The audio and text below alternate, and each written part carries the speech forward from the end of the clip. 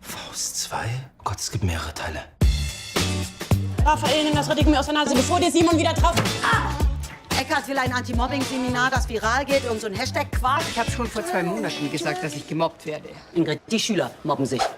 Hey! Alter, hängt ihr die geplatzten Kondome jetzt hier rum und ich sitze im Klassenzimmer und warte auf euch, oder was? Los, quetscht euch rein. Ah, wir dürfen nicht bei alten Leuten ins Auto steigen. Da hängt was am schwarzen Brett. Haben Sie den jetzt gefunden mit dem Handy? Ich hab den gechippt. Ist Ihre auch weg? Hab mehrere. Chippen oder kastrieren. Alles andere bringt nichts. Jetzt mach's! Spring endlich! I'm my own superhero. I'll save the day myself. Das Beste kommt erst noch. Ein Leistungstest für die gesamte Elf. Ob sie Abitur geeignet sind. Ach, auf einmal ist es gar nicht mehr sicher, oder was? Sie haben uns das versprochen. Wir müssen doch gar nicht mehr kommen, wenn alles für den Arsch ist. Wenn schon zu Hause keiner an einen glaubt und dann in der Schule auch nicht. Irgendwie fühlt es sich manchmal so an, als ob jemand die Tür für die Zukunft zuhält. Shanti, du geile Sau!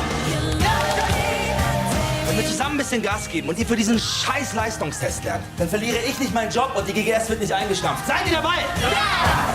So viele Buchstaben. Und Wörter.